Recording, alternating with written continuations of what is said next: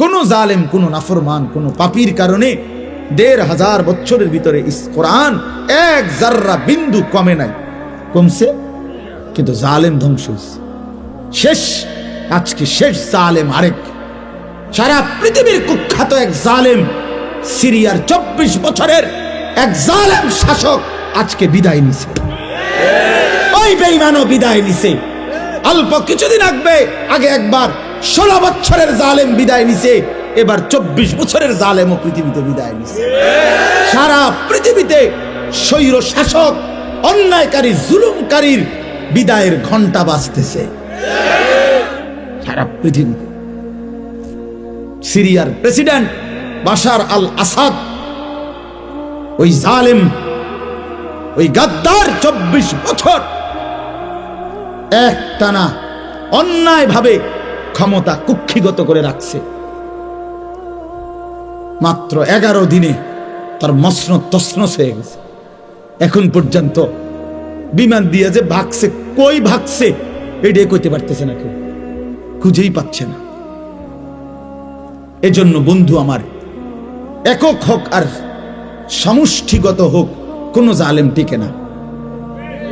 প্রিয় ভাই শুনো, বাবারাও শুনেন, অন্যায়কারী টিকে না আজ কিংবা কাল। আমি অনেক দিন বলছি এই কথা। প্রত্যেক জালেমের পতন, প্রত্যেক নাফরমানের পতন একই সময়ে না। কথা বোঝেন নাই? এটা এমন না যে প্রতি জালেম ৩০ বছরের ভিতরে শেষ হয়ে যাবে, এমন না। কারো পতন ৯৫০ বছর পরে হইতে পারে, কারো পতন ৩০০ বছর পরেও হইতে পারে, কারো পতন ১০০ বছর পরেও হইতে পারে, কারো পতন ২৪ বছর পরেও হইতে পারে, কারো পতন ১৯০ বছর পরে। ব্রিটিশ এই ভারতীয় উপমহাদেশে ১৯০ বছর অন্যায়ভাবে শাসন করছে। ১৯০ বছর পরে এই ব্রিটিশের লাল বাহিনী, ওরা সব এই উপমহাদেশ ছেড়ে ১৯৪৭ সালে আমাদের উপমহাদেশ আমাদেরকে দিয়ে ভাগছে। কাজেই প্রত্যেক জালেমের পতন নিশ্চিত, প্রতি হারামখোরের পতন নিশ্চিত। আমি নিজে কিতাবে পড়ছি বাবা,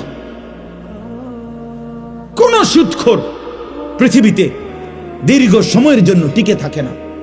আমি নিজে দেখছি, আমার একজনে দেখাইছে কুমিল্লা জেলার এক জায়গায়, আমি নাম বলবো না ইচ্ছা করে, বলছে হুজুর এরা ছিল এই উপজেলার সবচেয়ে বড় সুদখোর, তাদের বাড়ির ভিটাটাও আজকে নাই, ওইখানে কুকুর ঘুমায়।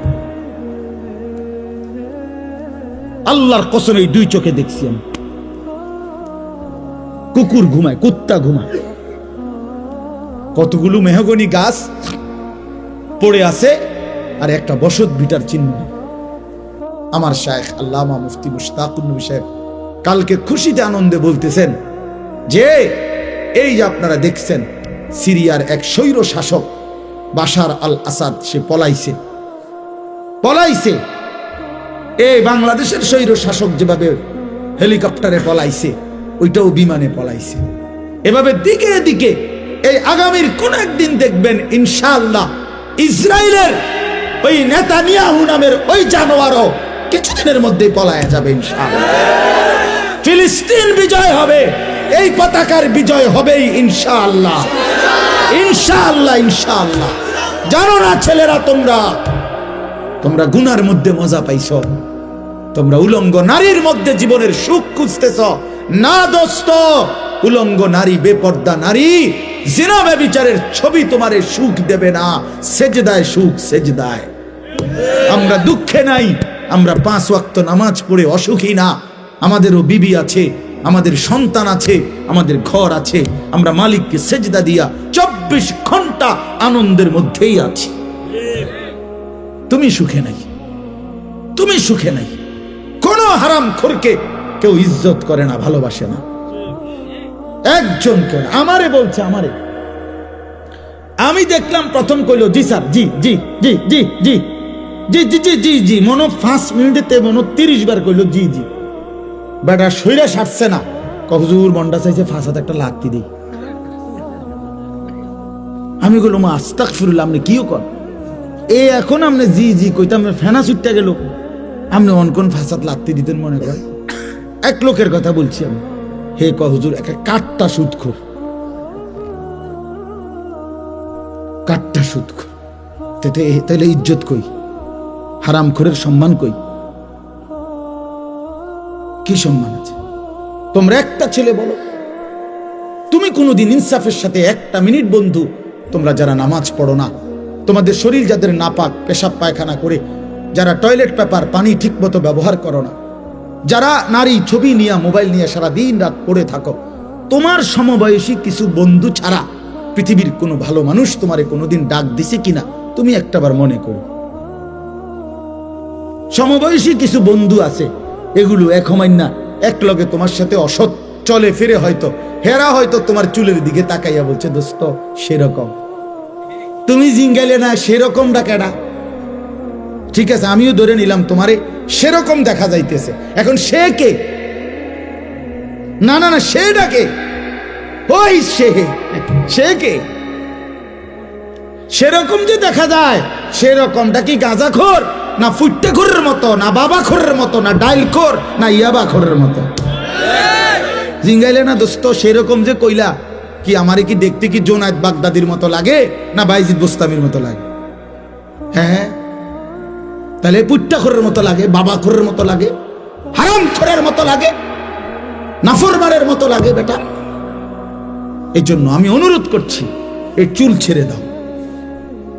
আমি বললাম তোমরা, তুমি কিংবা তোমার বংশধর দেখবা ইনশাআল্লাহ সারা পৃথিবী জুড়ে ঈমান এবং কুফরের যুদ্ধ একসাথে লাগছে, একসাথে ছোট ছোট প্র্যাকটিস চলতেছে। আফগান বিজয় হয়েই গেছে, কাশ্মীরে লড়াই চলছে, আরাকানে লড়াই চলছে, ফিলিস্তিনে লড়াই চলছে, সারা পৃথিবীতে খণ্ড খণ্ড লড়াই চলছে ঈমান আর কুফরের। আগামীর পৃথিবীতে একদিন সারা পৃথিবী জুড়ে লাগবে। এজন্য মুসলমান আমরা ইনশাআল্লাহ, আমরা ঈমানদার, আমি কিংবা আমার সন্তান, আমার বংশধর, আমরা এটা দেখবই, ঈমানেরই বিজয় হবে ইনশাআল্লাহ। ওই ভারত আমাদেরকে 110 কোটির ভয় দেখায়, ইসকনের এই গুন্ডারা, সন্ত্রাসীরা, এই বেঈমানরা আমাদের প্রকাশ্য দিবালোকে বাংলাদেশে 92% মুসলমানের এই দেশে একজন জলজ্জান্ত অ্যাডভোকেটকে চট্টগ্রামের মাটিতে দিনে দুপুরে জবাই করে ফেলছে। কত বড় বেঈমান, কত বড় অধ্যত্ত, কত বড় জালেম, কত বড় উগ্র। এই জন্য ছেলেরা মনে রাখো এই কথা, আমি অনেক দিন বলছি, এই কয়দিনে যে এরা প্রমাণ করে দিছে, ইসকনের এই গুন্ডারা তোমারে বুঝাই দিছে যে যুবক, সুযোগ পাইলে তোদের কাউকে আমরা ছাড়ব না, কি হুজুর কি পাবলিক কাউরে ছাড়বে না। ওই যুবক শহীদ সাইফুল ইসলাম আলিফ, সে হুজুর, সে অ্যাডভোকেট, তো কি বুঝাই দিল যে হুজুরের লগে না, দ্বন্দ্ব আমাদের প্রত্যেকের সাথে বেটা, তোমার লগে ওই ইসকন এবং ওই হিন্দু সন্ত্রাসীরা, উগ্রবাদীরা তোমারও বিরুদ্ধে, আমারও বিরুদ্ধে। তুমি না মনে করছো তোমার চুল দেখে ছাড়া দিবে? না না, আইডি কার্ড আড়াল করবা কেমনে? তুমি যে মুসলমান, আইডি কার্ডে নাই, তোমার এনআইডির মধ্যে তো লেখা আছে তুমি মুসলমান। তোমার পাসপোর্ট যেই কোনো পৃথিবীর এয়ারপোর্টে পাঞ্চ করলেই তুমি যে মুসলমান এটা উঠে আসবে। এটা লুকাইবা কেমনে? ফ্যান্টে না লুকাইছ, চুলে না পেখম ধরাইছ, পরিচয় আড়াল করা যাবে তো কেমনে কি করবে? কাজেই যেই পরিচয় আমার আড়াল করা যাবেও না, যাওয়ার দরকারও নাই, তা আমি সেই ইসলাম নিয়েই বাইচা থাকি। জান দেই তো ইসলামের উপরেই দেই, জীবন দিলাম তো, রক্ত দিলাম, শহীদ হলাম তো আল্লাহর জন্যই দিলাম, জান্নাতেই পৌঁছে গেলাম। এই জন্য ইনশাআল্লাহ এটা জরুরি বিষয়, এটা মনে রাখতে হবে, তোমরা এটা মনেই রাখতে হবে।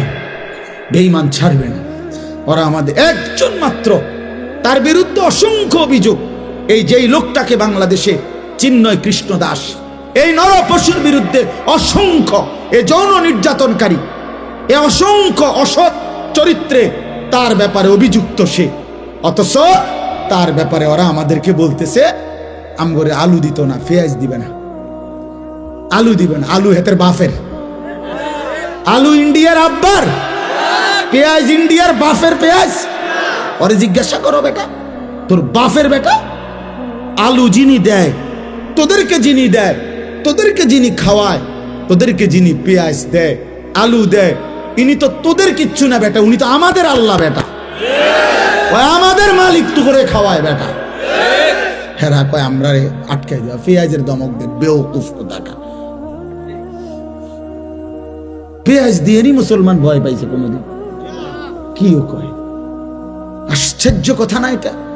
হসপিটালের চিকিৎসা বন্ধ করে দিছে, এখন কলকাতায় লাল বাতি জ্বলতে আছে, হ্যাঁ, টিম টিম টিম টিম করে, team team team team team করে, বাতি জ্বলের বাতি।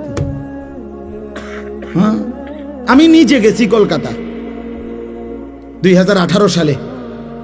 আমি যে হসপিটালে গলার চিকিৎসার জন্য গেছিলাম, তখন আমিও দেখি শত শত রোগী, সব বাংলাদেশি, শত শত রোগী সিরিয়াল ধরে রাখছে, বাংলাদেশি রোগী। তো আমাদের এই রোগী বাংলাদেশের, তোরা তোদের এখানে না দিলে আমরা বাংলাদেশে হসপিটাল নাই, আমাদের বাংলাদেশে ডাক্তার নাই। এদেশে ইমানদার ডাক্তার আছে বেটা, এদেশে যোগ্য, সারা পৃথিবী বিখ্যাত উপযুক্ত ডাক্তার বাংলাদেশে অবশ্যই আছে, অবশ্যই আছে। অতএব আমরা এই সমস্ত 110 কোটির ভয় পাই না। 110 কোটি জনগণ তাদের না, 310 কোটি বেটা। তোর জনগণের হিসাব তুই কর, আমাদের একজন। কয়জন? আগেও ছিল আমাদের একজন, এখনো একজন, আগামী দিনও একজন, তিনি আল্লাহ। একজনই সারবে। হাসবুনাল্লাহু ওয়া নি'মাল ওয়াকিল। হাসবুনাল্লাহ, একজনই যথেষ্ট, তিনি কে? আল্লাহ। ইনশাআল্লাহ। অতএব ছেলেরা আমার, নামাজ পড়ো, নিজেরে ভালো রাখো, চরিত্রহীন বানাইও না, নাই তো ইসলামের উপরে থাকতে পারবা না, ইমানের উপরে থাকতে পারতা না। তোমার জীবন তুমি শেষ না ভাই। আগামী দিনে ইনশাআল্লাহ তুমি বিবাহ করবা, তোমার একটা হালাল স্ত্রী হবে, তোমার আল্লাহ দিলে সন্তান হবে। ওরা যদি কোনোদিন নামাজ না পড়ে, ওরা যদি তোমার চাইতে বেশি চরিত্রহীন হয়, তখন তখন কি করবা ভাইয়া? কেমনে কষ্ট সহ্য করবা? আমার বাবার, আমরা 5 সন্তান, তো আমরা মাদ্রাসায় পড়ছি, তো আমার সন্তান 2 জন, ওরা মাদ্রাসায় পড়ে, এটা তো আমার তৃপ্তি। এই জন্য আমরা অনুরোধ করছি, আমরা সবাই মিলে ইনশাআল্লাহ আল্লাহকে মানব। আল্লাহ আমাদের সবাইকে তৌফিক দেন। এই মাহফিল আল্লাহ তাআলা কবুল করে নেন, এই মাদ্রাসাও আল্লাহ তাআলা কবুল করে নেন, মাদ্রাসার জরুরত আল্লাহ তাআলা পূরণ করে দেন। আল্লাহ তাআলা আপনাদের সবাইকে, যুবক ছেলেদেরকে, বাবাদেরকে উত্তম বিনিময় দান করেন। নিজেদের মা বোনদেরকে পর্দা পুশিদায় রাখেন, নিজেদের মেয়েদেরকে বেপর্দা ছাইরেন না। 14 বছর 16 বছরের মেয়েটাকে আমার বাপ আপনারা বেপর্দা ছেড়ে দিয়েন না। পরের ছেলে, পরের বখাটে যুবকের লোভের সামগ্রী বানায়েন না। আল্লাহ তাআলা আমাদেরকে বুঝার তৌফিক দান করেন। আমিন। সুবহানাল্লাহি ওয়া বিহামদিহি। হ্যাঁ, মাশাআল্লাহ। দেন মেহেরবানি করে 2টা মিনিট, আমি এক্ষুনি দোয়া করছি। আপনারা একটু পকেটে হাত দিলে মাদ্রাসার জন্য যেটুকু মহব্বত করে রুমালের মধ্যে দেন, বরকত হবে, ঠকবেন না। থাকলেই দেন, না থাকলে কোত্থেকে দিবেন, দোয়া করে দিবেন।